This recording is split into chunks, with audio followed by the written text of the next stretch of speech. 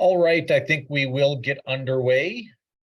Welcome to everyone for joining us today. This is the release of the 5th annual Manitoba Business Outlook Survey release, the 2022 numbers. So we are going to be sharing with you today the results of that. My name is Chuck Davidson. I'm the president and CEO of the Manitoba Chambers of Commerce. I'm joined on today's call, and it seems like we're back like 3 years because we haven't done these things in so long, these virtual calls.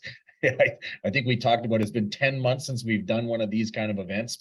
Everything has been in person since, but we're going to do one virtually as well because I think it's important to share a lot of this information with you on the line as well. So thanks for everyone for joining. Joined today by Andrew Enns, who is the Executive Vice President of Central Canada for Leger, as well as Margot Cathcart, the CEO for the Rural Manitoba Economic Development Corporation, and of course, Ron Gauthier, the CEO for CPHR Manitoba, is joining us today. So the process for today is we are going to be sharing the results from the Manitoba Business Outlook Survey that took place between, it was in late November until mid-December of 2022. Thanks again to the Chamber Network for sending this information out to your network so that we got good responses to the survey results, which I think you will see today. What we will be putting on our website later today is a copy of the news release that's going out today, as well as a link to the deck that will be shared today. There are much more information that we will also be sharing that will be shared on our website on Monday. So if you're looking for information with a little bit more detail in terms of some of the breakdowns based on sector or based on various regions, we'll have that information in a more fulsome sort of palette that'll go on our website effective on Monday. So you just have to go to jointhechamber.ca and the Manitoba Chamber of Commerce website, and that information will be there. If throughout today's presentation as well, you would like to provide some commentary or you have a question about something, you can use the chat function that is on the website or the Q&A. We will be monitoring both. So if you have any kind of questions in regards to that, you can do so there as well. So I think that's a terrific way to kind of go about this. So we've set aside an hour for today. How this will work is Andrew will walk us through the deck and the results from the survey. And throughout the event, there'll be commentary from myself, Ron, and Margot on the results, what we think they mean, what we're hearing from the business community, from HR professionals in rural Manitoba, I think is relevant to today. So with no further ado, I will throw it to Andrew Enns, who will walk us through the results from the 2022 Manitoba Business Outlook Survey. Andrew, the floor is yours. Excellent. Thank you. Thank you, Chuck. And and again, great to be joining you and Ron and Margot. For another year of walking through these survey results. We've done this a few years now, and so this year, as you noted, we were in field third week in November, and the survey was open till middle of December. We got 379 business decision makers responded this year, which is a good number and fairly comparable to previous years. Sample looked very similar to previous years as well, so yeah, we've got some interesting data, and obviously, the first opportunity to conduct some survey research amongst the business community and your membership, Chuck, since we saw the sort of the end of lockdowns and some of those pandemic related measures. So some interesting results we'll get into. So we started our survey with sort of some just general questions about sort of how things are going with the business and their perspectives in terms of revenue getting back into the swing of things post pandemic. In this chart here, the dark bluish purple bar on the top of the stacked bars here is the total. And so when you look at the near or at pre-pandemic revenue and then skip on down to revenue being higher than the pre-pandemic, but 70% of our business community that responded are saying that they're at, near, or better than where they were, prior to the pandemic, which isn't too bad. I mean, the tail starts to break down a little bit when you get into sort of the subsets, but it's encouraging. Yeah, and I think that's the one thing that we saw encouraging as well since the last time that we've done this survey was during the middle of so almost that last wave of the pandemic. When we think about doing it in November of 2021, we were still in lockup. Business was not obviously, at full capacity whatsoever. So there was some concern in terms of how long we would get back to pre-pandemic. So I think, yeah, 70% here, you see it, when you break down the numbers as well. I think when you look at sort of those larger businesses as well, I think those medium businesses, 67% saying that they're near or at pre-pandemic, throw in another 15 that are over, you're almost at 82%. Yep. So again, this is going to tell a story a lot of the results, is that real difference, I think, between small and large business. And I think people are going to see that in the results. And further to that, Chuck, we and obviously you commented on Monday. There'll be a more fulsome deck up on your website where it'll have some of these breakdowns. But there's a few that we broke down by sort of business type. And again, you see sort of that that breakdown where the professional in that yellowish bar, the professional services, technology, communications, certainly feeling, they're certainly much further ahead of things at 79% saying they're at or better. But you look back at the hospitality sector in the orange, they still have ground to make up. They're about 55%, and that's what I'm sure you hear from your membership. Yeah, I think there's no question here. I think when we look at these numbers, specifically that orange bar in the second column, that near or at 50%, and that's at 50% of pre-pandemic. We're looking at almost 2 in 5 in the hospitality and the restaurant industry back to pre-pandemic. So there's no question that's something that we've heard throughout. We know these were going to be the industries that were going to take the longest to recover, and there's no question that is that shows pretty clearly in the results of the survey that that's the industry that is going to need some supports and is going to take the longest to kind of get back to that normal level. And I don't think there's much of a surprise there at all. For sure. We carried on in some of our questions, and this got into asking what were some of the economic barriers to economic recovery. And we provided a list of options, and there was also the ability to add in businesses from their own perspective, and they could list as many as they want. And we see here, inflation. I mean, this is something we weren't seeing at all in our previous surveys. Certainly during the pandemic, and then wham, 70, 3/4 are the gate with that. Yeah, there's no question on this one. This is I'll ask Ron and Margot to kind of jump in on this one, because this is something that we talked so much about getting through the pandemic, and back in March and April that all we wanted to do was to be open and things would kind of return to normal. And then we were hit with inflation. We've been hit with workforce challenges as well. But I think there's no question here that one of the biggest challenges that businesses have been dealing with is those increased cost pressures. And the ability from a business to sort of move forward has been impacted. And I think that's also a big part of why that that 70%, and specifically when you look at those small businesses as well, because I think when you break down those numbers, which we've done right here, 83% of small businesses and small and medium businesses increased costs and inflation are impacting them. And I'm sure, Ron, from an HR perspective as well, that's something that your members would be telling you as well. Yeah, absolutely. I mean, a lot of our members are doing compensation studies, and you're seeing it even in labor negotiations. I mean, inflation has caused is a big stumbling block in terms of trying to settle some of those things, in terms of organizations trying to keep up with inflation rates as it relates to negotiating labor contracts, retaining staff. It's still very much an employee market, and so that's driving up the price as well in terms of the competitiveness out there at the same time, and attracting staff and retaining them. You can see that those are big costs for organizations, and that's due to inflation, and that's increasing the salary costs as well.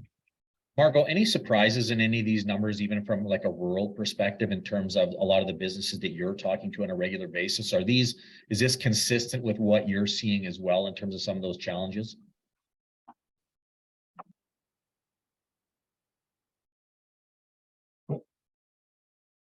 Oh, we got to get you off mute. There we go. I think we're off mute now. It wasn't coming off. Sorry about that, everybody.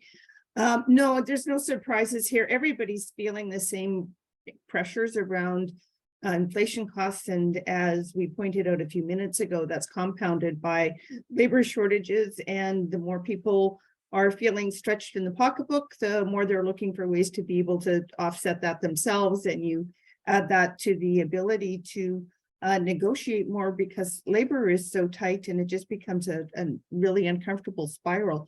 What I do find interesting here is on this supply chain disruption, because when we start talking about supply chain disruption and inflation, a lot of people start looking at alternatives to suppliers. And it's not a quick and easy path, but there may be some optimism in the ability to repatriate some of our supply chains in a way that we can potentially reduce costs. And so there may be an opportunity that's starting to emerge here that we should be thinking about a little bit more. Not an easy thing to do, but certainly something we should be considering as an economy. I think the interesting thing here too, and again, the challenges that small businesses and larger businesses are facing. And I think the increased cost and inflation sort of jumps out, but I think at the bottom, when you look at that ongoing prevalence of COVID-19, is really impacting larger businesses. And I'm wondering about this is in terms of that return to work. Is it in terms of sickness in the workplace? It's still a challenge. There's no question about that. It's impacting a lot more larger businesses in terms of their ability to operate at full capacity is I think something that that's probably a bit more of a challenge for a larger business than a smaller one. Yeah, and I'm glad you pointed that out, Chuck, because in some of these numbers, what you see is that the post-pandemic recovery is really not equal across the business community. Depending on your size, depending on your sector, you're experiencing different challenges, and I would say it probably presents the challenges for you in terms of your role and what you do to really sort of stay close to them and be able to articulate depending on where they are. One thing I wanted to point out, because I suspect maybe the webinar attendees might have questions, just provide a little definition about what we mean by our employee size. When we say small, that's less than 10 employees, full-time, part-time. Small medium is about in that 10 to 50 range. The medium is 50 to 100, and those larger ones are 100 plus employees, just in case there are any questions, amongst the attendees. So we looked in terms of, because inflation was something that we anticipated we'd hear about in this survey, but we didn't have a lot of data. We asked a few additional questions in terms of, so what are businesses, how are they responding to the inflationary challenges? And you see a number of measures, obviously reducing costs internally, passing on costs to consumers, obviously, in some, depending on your situation and your market. I think the one that really caught my eye, and Chuck, I know it sort of caught your eye, was that delaying on spending investments in the business. And I think that's one that's potentially troubling for more than just from a business perspective.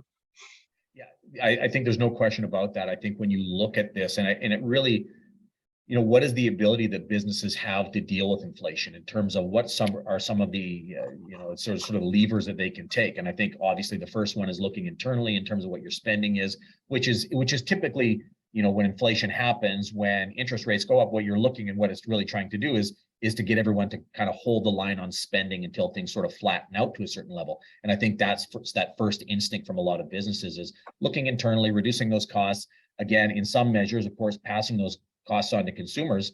And I think that's just a big part of, having that bit of a gap in some instances where, for 3 years, there's been this uncertainty within the business community. When you see these increases, you probably haven't passed that along for quite some time. So I think that's something that is not a surprise, but absolutely in terms of, delaying sort of that spending investment in businesses. And I think, again, it's something that businesses are being almost forced to do to deal with this.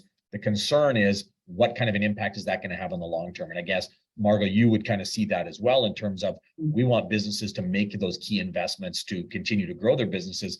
But I think what we're seeing is that a lot of businesses are kind of telling us we're not able to be sort of at full capacity in terms of where they'd like to be.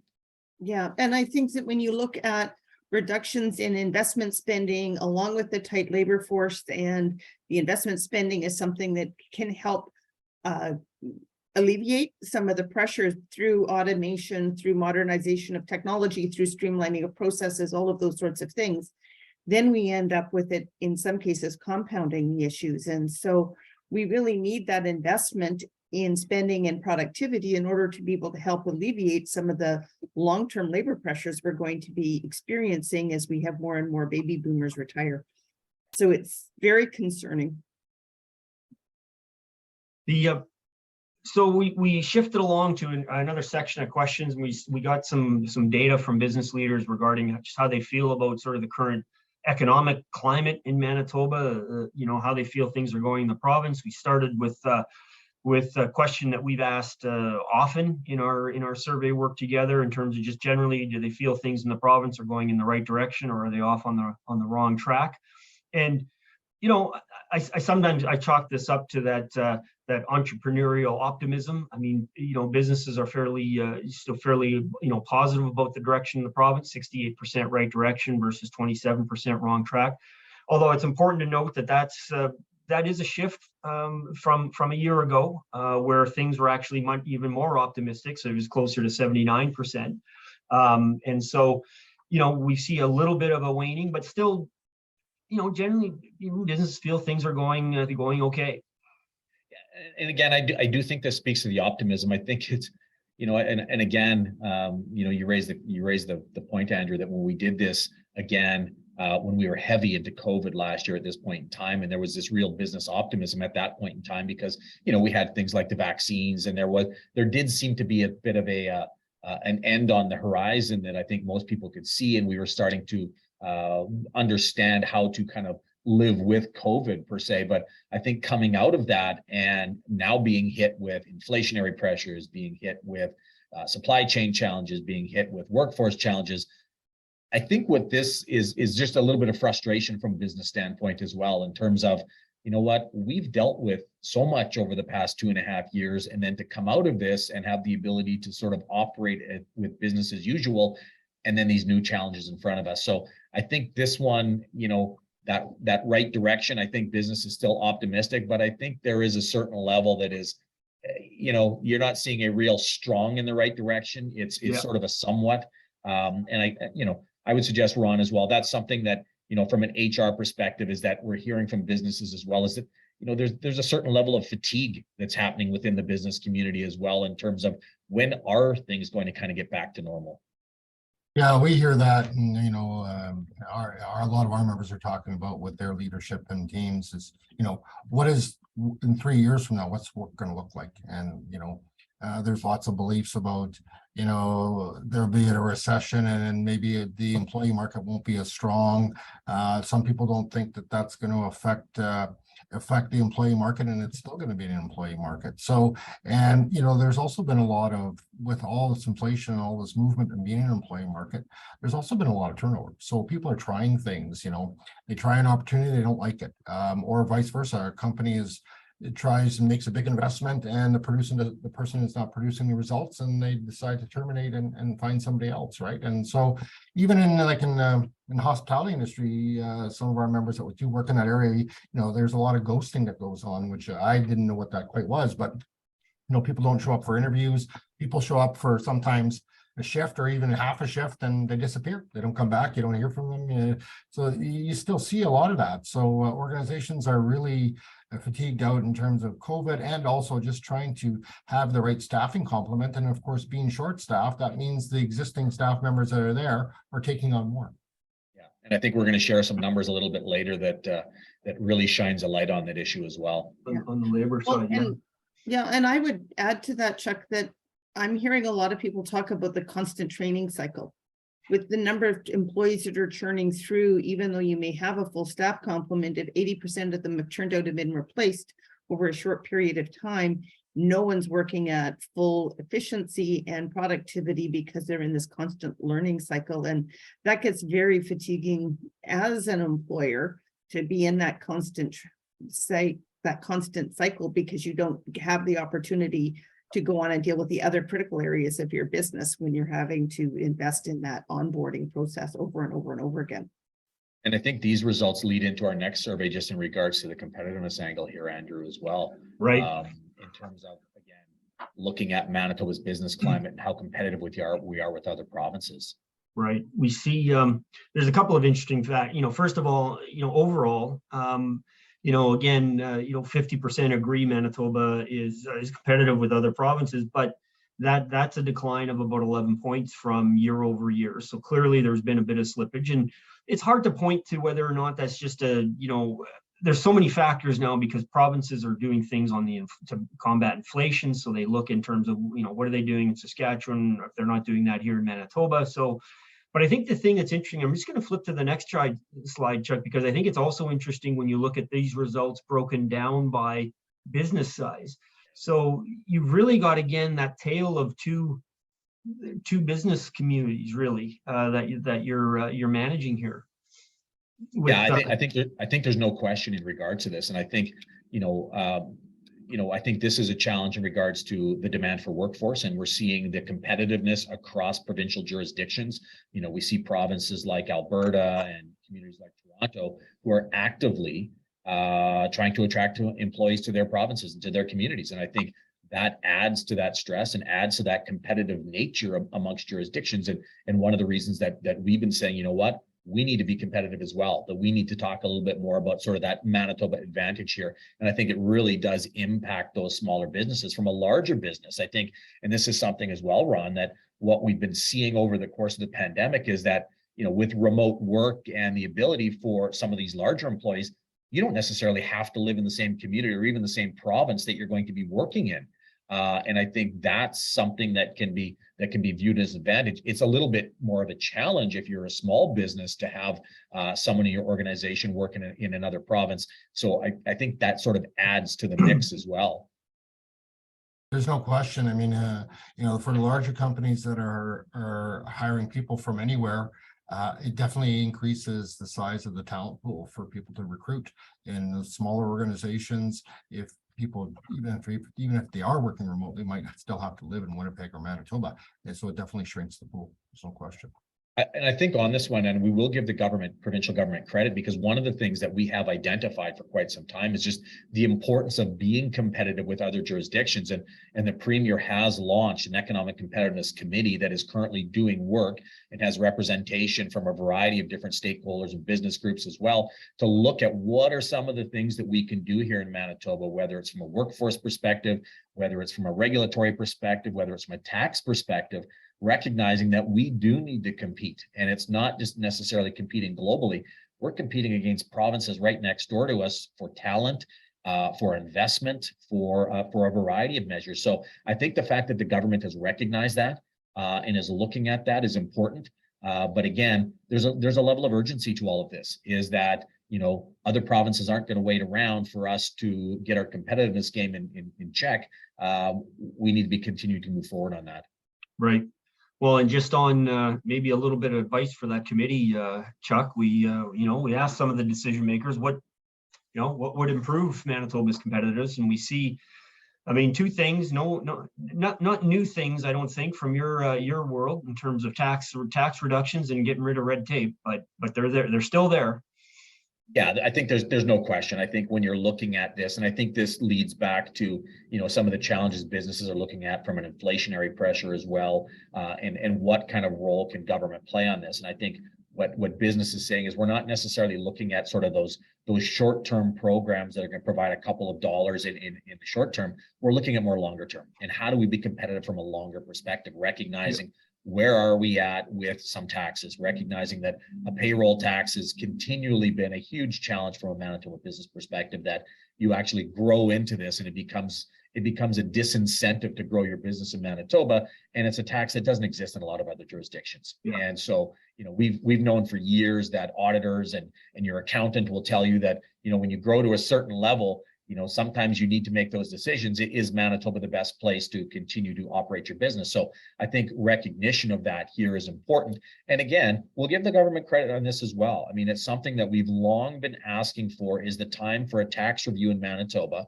to look at things from that competitiveness standpoint, to look at things in terms of cross-jurisdictional. Where are we? This government has said, yeah, we're going to do that. And so there is a process that's undertaken right now. And I think, that's important that you look at this and you look at sort of those tax breaks. But I think some of the other measures that are in here as well, when you look at, things like the basic personal exemption is important as well. Even personal income taxes.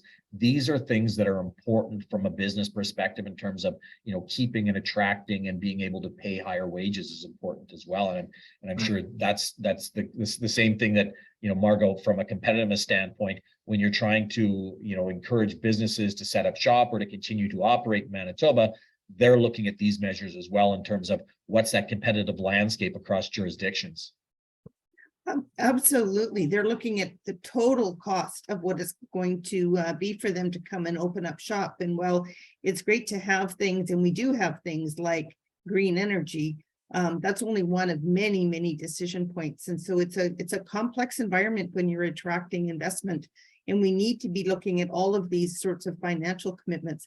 I do find it interesting as well that right in the middle of the pack is that investment in infrastructure, because that's something I hear a lot about as well, is that we need to be able to make sure that when we're doing those attractions, we have to have that infrastructure to be able to be competitive, because we have to get products somewhere. And so it's not surprising for me to see that one on the list as high as it is. And in fact, I thought it might have even been a little higher than it was.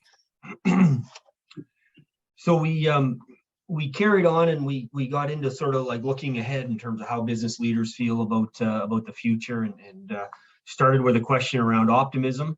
And again, here we see good numbers, 74% being optimistic, sort of largely cautiously optimistic, but optimistic nonetheless. Again, that entrepreneurial optimism that I feel is there. I think that the sobering point here is that this was 89% a year ago.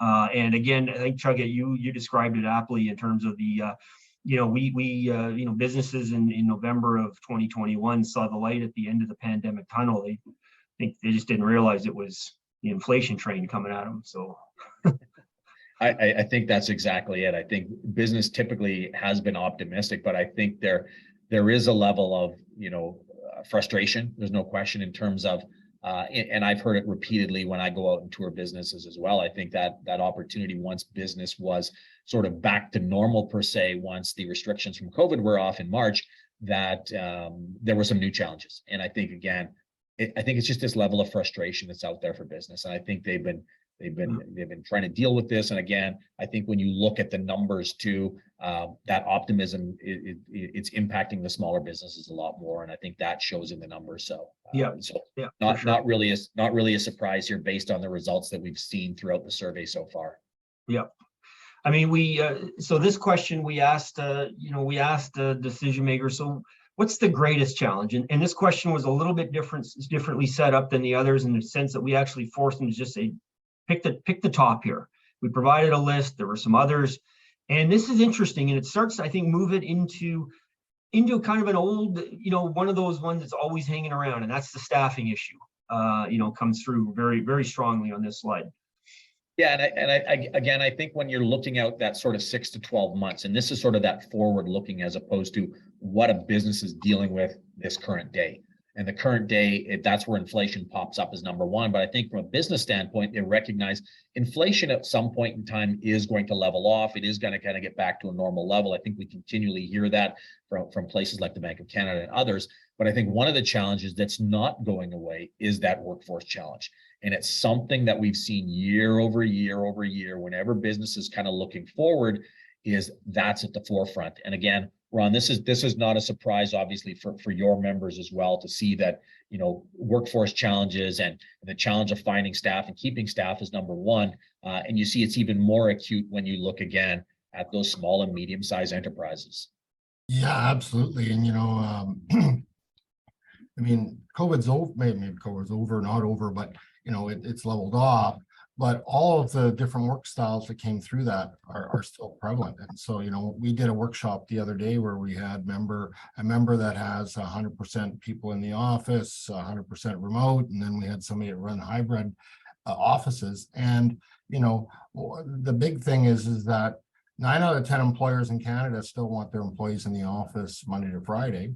And 80% of employees want to work remotely or hybrid, and more so remotely. So there's still a big disconnect there, and how that's really that's also contributing, plus inflation, to this whole retention, attraction, and of employees. And, you know, in our world, in the HR world, flexibility has always been a big issue of retaining employees. And COVID just brought that to a new level, or changed gears on that, very much so. And so, you know, our members are talking about in 3 years from now, what does it look like? I mean, are we going to have people in the office? And then we had a member that brought up a very interesting comment, saying, you know, that most of the workforce, majority, has to work in person. That we're talking maybe 25 to 30% of employees that can work remotely.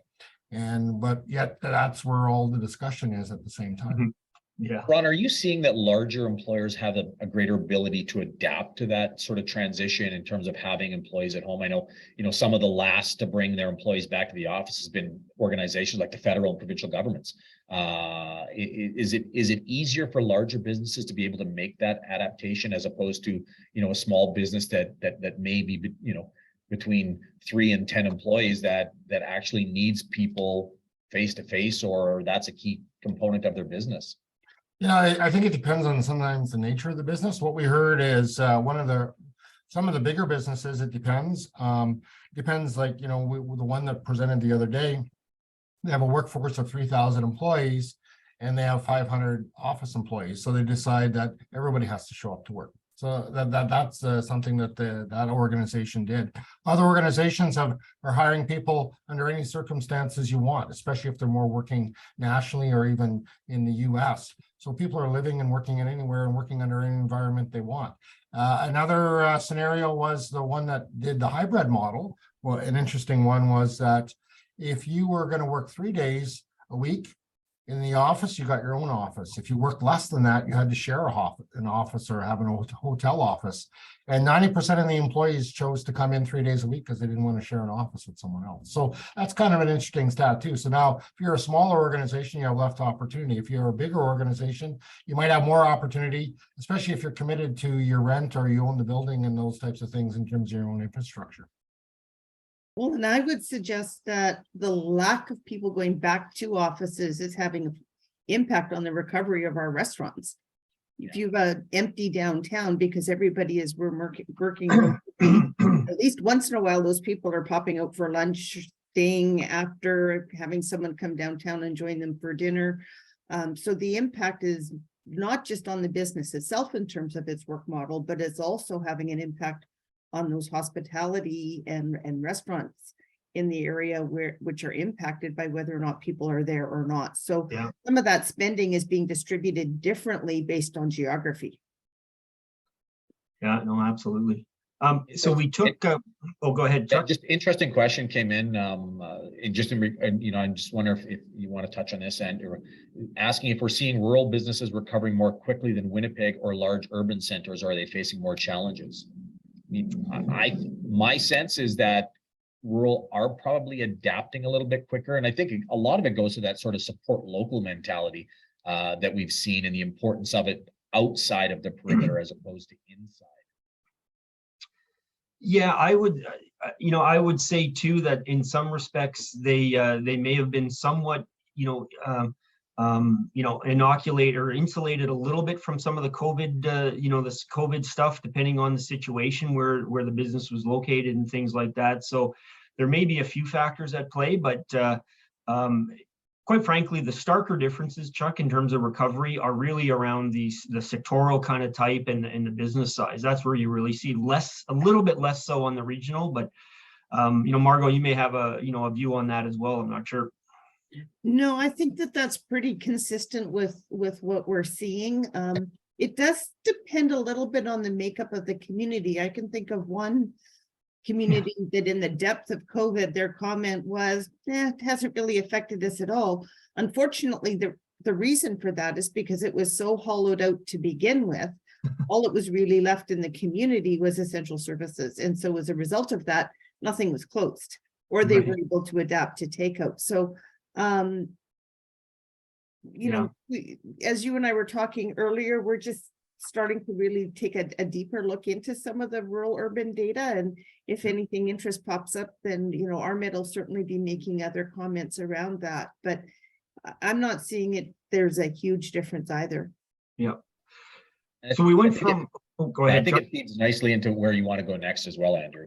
Yeah, so we went from you know, where the optimism is, how does that translate into sort of you know, growth expectations? And it's an interesting story here. On one hand, there's some stability. You know, 27% say they're going to be bigger. A year ago, we were 29% saying they'd be bigger. But underneath that, when you look a little deeper, you do see some disconcerting trends here. The about the same number at 48%, which is our biggest plurality, about half of our survey respondents say about the same, but that's actually about a 10-point drop from a year ago, and that has obviously not gone to those more bullish about things in terms of getting larger. It's actually slid into a slight uptick in terms of the getting smaller. But what's really interesting is the don't know, which is traditionally been in our surveys less than 5%. It tripled basically from a year ago to 9%. I think that speaks to a bit of that uncertainty. And I think that breaks down when you flip to the next chart as well, that breakdown by sector. And this is one where I found it interesting. I think when you look at that business growth by sector and you look at that first column that shows the industries that are expected to be larger, construction, manufacturing, agriculture, transportation, all of those strong industries that were really not as significantly impacted by the pandemic. That it was, for the most part, when you talk to those industries, it was business as usual. And, you know, and professional services as well as looking at that growth. But I think when you look at, you know, when you move over to columns in terms of who's expecting their workforce to be smaller moving forward, when you look at that consumer retail services, we're talking 3 and 10, right? Almost a third of those businesses are expecting their workforce to be smaller. And again, that's based on, you know, how they can operate. And I think a lot of businesses, what we've seen as a result of the pandemic and some of the workforce challenges is that they're not operating at full capacity. And you hear stories repeatedly of, you know, retail outlets or restaurants, you know, maybe not operating on a Monday, or they're closing different days simply because they don't have the workforce. So I think they're having to make some of those challenging decisions with that. And again, you know, I think from a sectoral perspective, where we're trying to get more and more people are starting to move into some of those industries where the work is a lot more secure, right? And where there are a lot more job opportunities. So I think that's where, you know, the trades have become, you know, a very, you know, good area for employment right now. And I can imagine from an HR perspective as well, Ron, I think those are some of the industries as well where the training is happening, and this isn't a surprise in terms of where the growth is happening and where the decline is happening in other sectors. Very true, Chuck. Yeah, that's for sure. And, you know, the more they talk about things like micro-credentialing and stuff like that, you know, I think that's going to play a part in that as well. Yeah, a lot of activity in that sector. So we're going to go through a couple of this sector fairly quickly. We talk a bit about trade, and there's certainly a few more questions to this section that'll be on your website, you know, next week. But you know, just importance of trade. I mean, I think it's always worth reminding you know, your friends on Broadway, Chuck, in terms of this. It's key, and it continues to be. 85% feel it's important, you know, and this is one of the few questions where very important is really strong. I mean, that's obviously the future, I think, for a lot of you know, a lot of businesses. And I think this is something that Margot can speak to well, because I think this is something that RMED, obviously, there's been a lot of interest in that trade component, both, you know, from Manitoba to other jurisdictions, but also reciprocal as well in terms of companies looking at Manitoba, and specifically rural Manitoba, as an opportunity to set up shop and business. Yeah, absolutely. And it is going both ways. 40% of existing trade in Manitoba exports happens in rural Manitoba, and people don't necessarily stop and realize what that is. I had the fortune of touring a business the other day under the radar, and they're exporting to, I think, all continents except Africa and Antarctica right now. And no one even knows about them. And so when we stop and go back and talk about things like labor and efficiency and automation and investments, that's a company that is slowing down its investment because it can't necessarily get people, and there's lots of opportunities for it to become more efficient, but it needs to make the investment. So it's, fantastic to look at all of these slides, and we need to understand the individual components of them, but none of these elements operates in a vacuum, and they all play off of each other, whether we're talking about labor supply, investment and trade, efficiencies, inflation, supply chains. It's a complicated world right now. For sure. Well, and great segue into our last sort of topic that we'll share. We'll be sharing with you during the webinar here, and that's though, save the best for last, I guess, in a sense, in terms of most important for last, is that this has been a critical component, labor market perceptions and the situation. And our a question that we've asked many times, I think every time, Chuck, in our surveys, and unfortunately, this is one of the findings where stability is not great news. We're year over year very consistent to last year, but what it says is that things just not really improving to a large degree, and a similar number saying it's actually getting worse, and that's troubling, I think. Yeah, there's no question. I think we're really not moving the needle at all on this area. I think on an ongoing basis, the situation has worsened. Has typically been around that 50% sort of year over year. So, it would be great to see us start to move those needles to have that situation improved. And I think there's a number of things that can be done on that. And I think training is one. I think, immigration is another. I know that's been sort of at the forefront as well. But we really, again, when you look at the breakdown of these numbers, again, the situation is worsened. We're talking 2/3 of SMEs again. I mean, you really see how badly that those small businesses are being impacted as a result of it, and the challenges that they're having in terms of finding that workforce that they need to be able to operate their businesses. So again, this is an important one that there needs to be some focus on. Whether it's increased investment in training so that it's better labor market information, so we know exactly where those needs are going to be.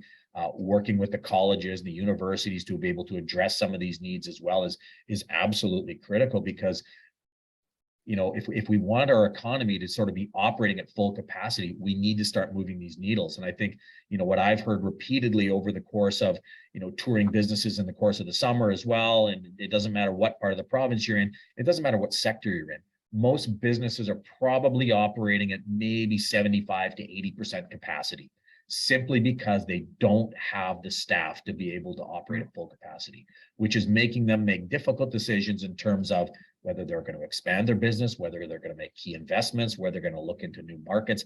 Until we can start to address these factors, until we can start to move those needles, this is going to be a continued challenge. And Ron, it must be something that your members, it's never ending in terms of how do we operate businesses in Manitoba if we don't have the staff that we need to be able to do so at full capacity.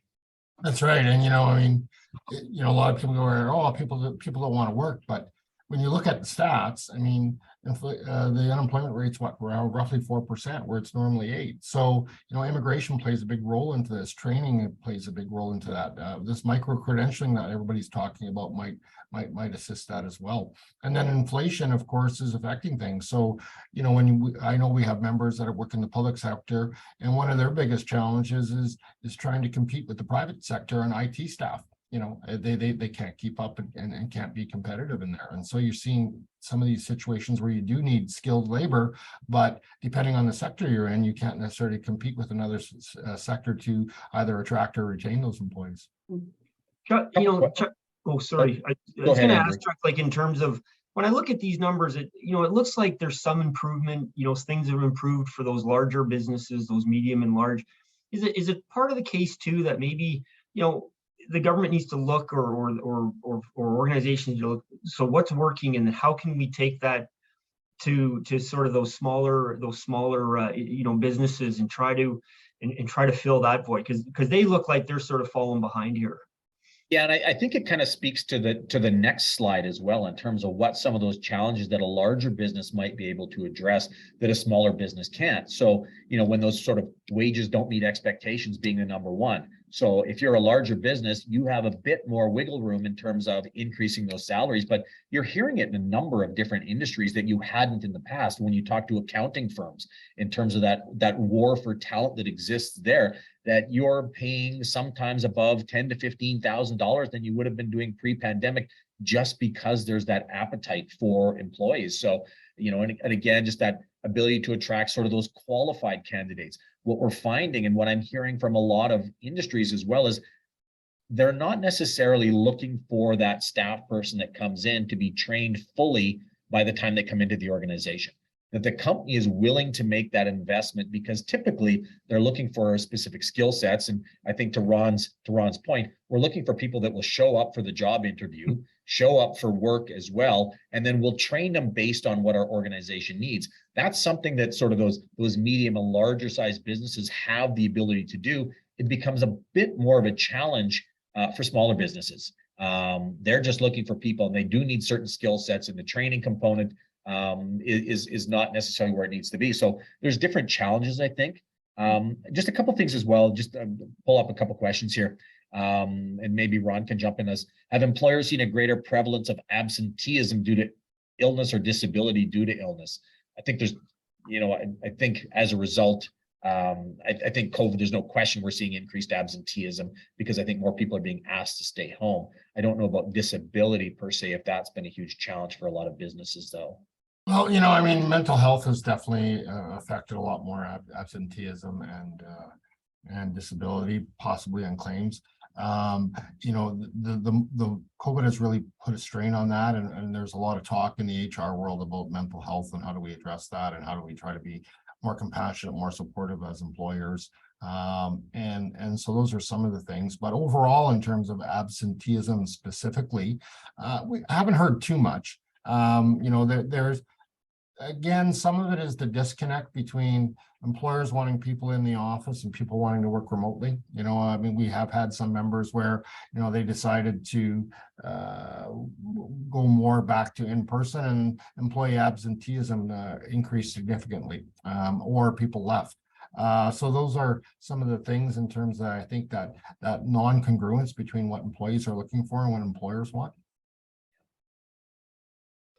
So the last slide I want to share, and then there's probably a few more questions potentially there, but we knew labor shortages were gonna be a part of our survey, and we knew they'd be still a significant challenge. But a new question this year was sort of to understand what's that impact on the business? What's the human impact? What's the the business impact? And I thought this was an interesting question, and in terms of you've got an overworked workforce. To your point, Chuck, in terms of the capacity levels and what that means for those who are there working. You've got wage pressures. And I think, again, when I go back to what we talked about very early in our presentation regarding the impact of inflation and how that meant it was holding off investment decisions in the business. Well, here now we see a third. Staffing is, and I think Margot, you touched on it. We can't expand. And again, if you're the government that wants to grow an economy and get a province, moving, these aren't good factors. Yeah, I think there's no question. I think this is an interesting one for me, because I think what it's telling us is, 2 in 5 workforces feel like they're overworked. And I think that sort of, as coming out of COVID and kind of getting back to normal, there's just this frustration. And I think that came through in some of the results in terms of that optimism.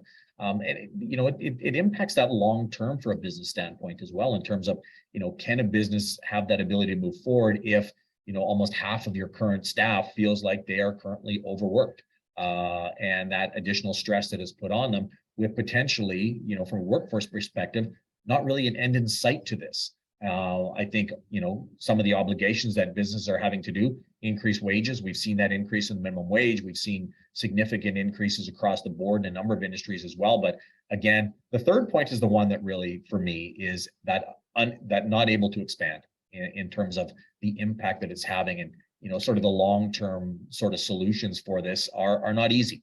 And I think, both Margot and Ron, I think you would probably agree that this is a bit of a challenge from a business standpoint in terms of how we move forward on this. Absolutely it is. And we're talking about some of the good things that government is doing. I think the Manitoba Jobs Portal that they have launched is another really great initiative. And I would encourage everybody to make sure that they're feeding that machine so that we are able to get really good statistics. We don't have the kind of labor data that we would necessarily always like to have. And that's one of the tools that's going to not only help do that matchmaking and make sure that there is the greater opportunity to be able to get labor in the right place with the right skills for the right people. It's also going to be able to give us more of the metrics that we need in order to be able to look more specifically at programming and competitiveness to be able to develop longer term strategies. And Ron, how important from this, this chart specifically, would it be for businesses to have HR practitioners as well as a part of their organization to kind of deal with, when a staff is overworked and some of the measures that you need to take and to make sure that you're trying to lessen that impact? Well, I think that for the HR profession, I mean, that's one of the legacies that came out of COVID is that, and we're seeing that, is that, organizations are contracting individuals to provide HR consulting. Other organizations are expanding their HR departments. The other thing is that people are looking at HR as part of this overall strategy. So when, Chuck, you've talked about it a lot, and if you go back to point 3 where we talk about not able to expand, a lot of that is around uncertainty. It's all kinds of uncertainties, whether it's inflation, whether you expand and you'll have the resources to deliver, or whether you'll have the staff to deliver, and all those types of things. And so I think businesses really understood that now HR and the staffing is part of the overall strategy. And so, it's tough to expand in a service industry if you don't know you're going to have the staff to service, back to the accounting profession that you mentioned before. And so, having HR as a strategic partner in the organization is very crucial. So we're almost out of time here. This was the last of the slides. And as again, we mentioned, we will have these slides up on our website. We'll share a more fulsome deck as well on Monday. But maybe Margot, Ron, and Andrew, I'll just ask you before we sort of sign off, based on the results that we've shared today, just sort of your thoughts in terms of sort of maybe a concluding message in terms of what you've heard and sort of the challenge we have going forward. Maybe I'll throw it to you first, Margot. We certainly have challenges, but I'm also always impressed with the resiliency of Manitobans. And I think that comes through in the fact that there are still lots of positive things in here. More businesses are optimistic than not. I think people are getting creative with the opportunities. And I think, as you pointed out, Chuck, there was a lot of things happening with the timing of the survey last year and the timing of the survey this year, which may make some of those gaps look bigger because people are tired. They're tired in their personal lives, they're tired in their professional lives. And I think that that's really starting to show as well. Because when I do get out and I'm talking to people, there's no surprises in this survey, but it always seems to be backed up with that I just need to catch my breath kind of sentiment. So, I'm hoping that as we move forward and things do start to level off with inflation as is predicted, we'll start to see these numbers, come back up a little bit. Ron, final thoughts? I think very reflective of where it is in Manitoba. I think there's certain uncertainties that are still there. There seems to be a lot of optimism still. Businesses for the last 3 years have basically had to really be running on an ad hoc basis, and they are still now. I mean, nobody's landed on whether you're going to have employees in the office or remote. People haven't set firm, solid policies yet on that. People are still just kind of going with the flow and changing and adapting. And I think Manitobans have really demonstrated how nimble and resourceful they can be. So, and the fact that there's more optimism than there is pessimism, I think is a good thing. And, we're working together, we'll figure it out. Andrew, final comment to you. I know you look at these on a regular basis. So anything that jumps out from your perspective? Well, and I think I touched on it, throughout, but I do think that the post-pandemic economic recovery amongst the business community is not an equal one-size-fits-all sort of enterprise. I think you still see, whether it's sectoral, the retail or the hospitality, or it's the size of the the size of the business, we see that there's more progress, I think, in some of the larger or the medium-sized businesses, and some of the smaller ones are still struggling. And I think that's important. I mean, you can't. We need everybody to feel the optimism and to feel part of the recovery and to be firing all cylinders. And I think Margot, I think you said it, that there's a lot of pieces to this puzzle. Nothing's easy, but if it was easy, we'd have somebody else in the job and not you, Chuck. So there you go. Again, thank you, Andrew Enns, who is the Executive Vice President for Central Canada for Leger, Margot Cathcart, the CEO for the Rural Manitoba Economic Development Corporation, and Ron Gauthier, the CEO from CPHR Manitoba, are great partners on this Manitoba Business Outlook Survey. Again, as I mentioned, this information will be up on our website today, and then we'll have a more fulsome listing of some of the survey questions on our website effective on Monday. Again, thank you to everyone for taking part. Thank you for people for listening in. This always makes up a key part of the advocacy and policy work that the Manitoba Chamber of Commerce does. So again, thank you for sharing that. And we look forward to maybe next year when we share that we've moved the needle on some of these numbers in a more positive direction. So again, thank you to everyone for joining us, and have a terrific day. Thank you.